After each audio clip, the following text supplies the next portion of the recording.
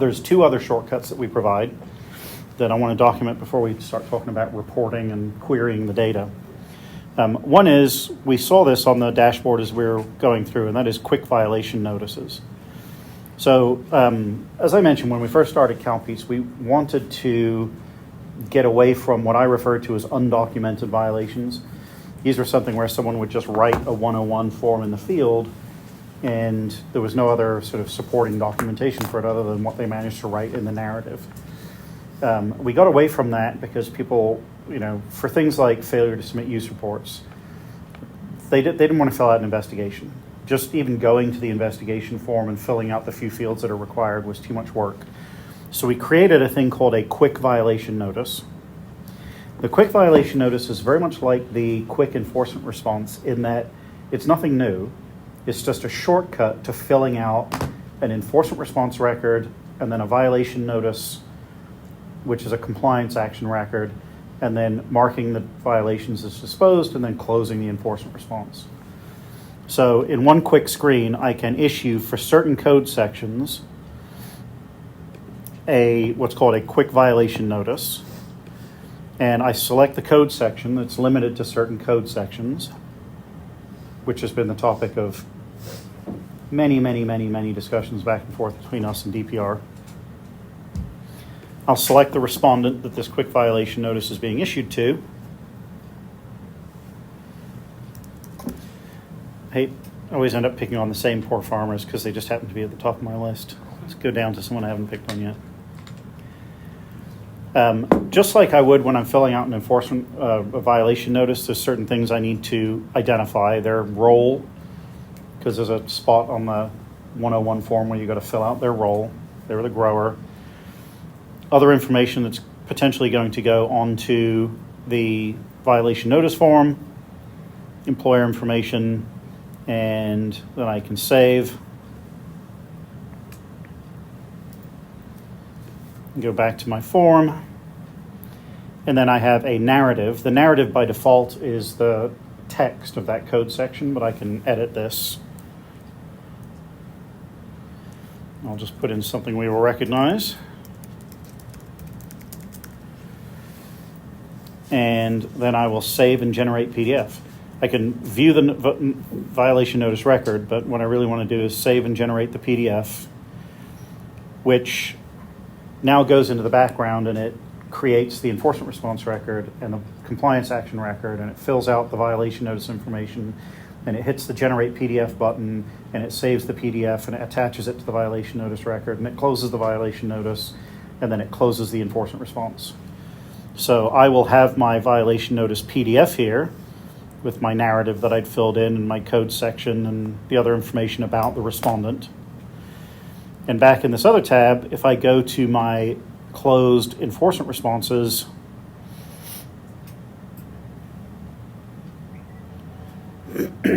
I will find a closed enforcement response against Antonowich Farms that looks very much like what I would have done if I'd have gone to the enforcement response module and written my own enforcement response for it. The only thing that I have to do here is, recognizing that I still need to get this signed, is I'll get this signed, I'll scan and upload a copy of it, and I'll attach it to this violation notice record. And then I can close these records out.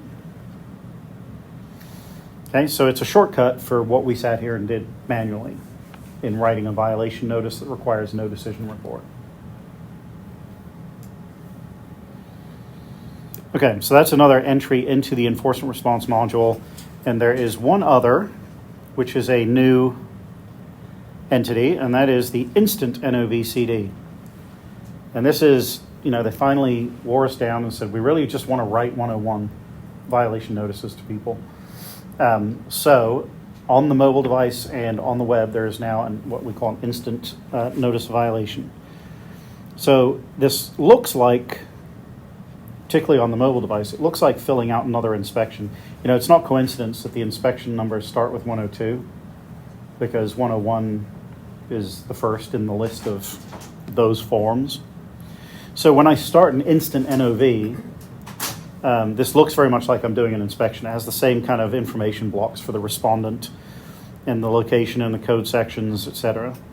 So I will identify who I'm issuing this violation notice to, and it's called NOVCD because I can issue a violation notice, a cease and desist order, or both in the same action.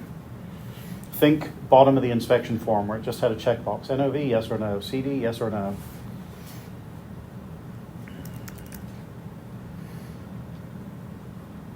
So Beaubert Farms is going to be my target today.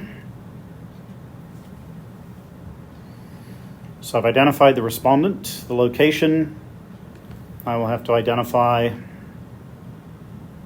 much like I would if I was doing an inspection at this location. Site ID is listed as not available, probably because in the test system I haven't renewed their permit for 2022. So I will say it's going to be alfalfa, and I'll put in a description here. And save that. So I'll identify the location. And then in the code sections, here's where I'm going to identify what I'm writing this violation notice for.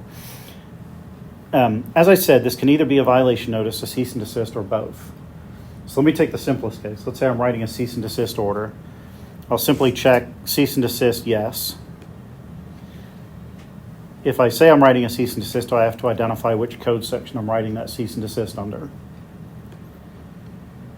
And if that's it, if I'm just writing a cease and desist, I'm done. But if I want this to also be a violation notice, which generally you're going to write a violation notice along with a cease and desist, I will add a code section. So let me add a code section on postings. And posting of pesticide storage areas. So I'll add a violation of 6674.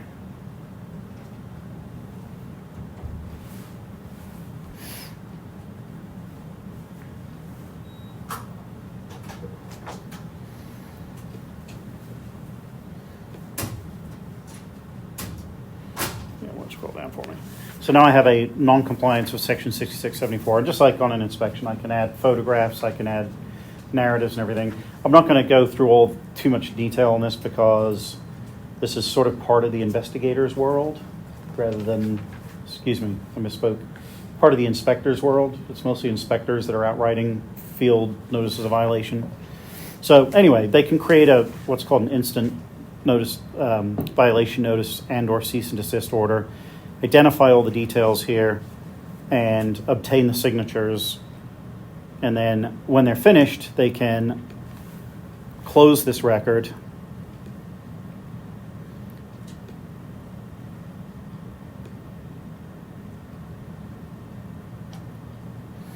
And then again, I have to identify the severity. And instant notices of violation are a little different than the others we've looked at because the system allows you to do this for a higher class of violation, recognizing that if you write this as a class C or a minor, then the system can go ahead and close it when you're done. If you write it as a class B or higher, the system is not going to go ahead and close it when you're done because you're going to have to do some more enforcement work on it than just a notice of violation. And then I can choose to email the respondent or any other parties that are listed. I'm not going to send any emails from here, but I'll mark this as complete.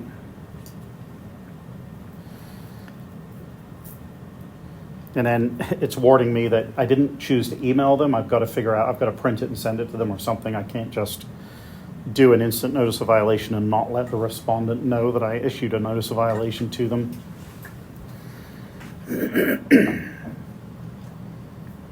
Does that do that in the normal inspection modules as well? Does that what? Does it also give you that warning in just the normal No. inspection? Just for notice of violation. And again, it's warning me again, please download it, the form, and send it to them because it's really designed to email it to them. So having done this, what an instant notice of violation looks like when I go to my enforcement search.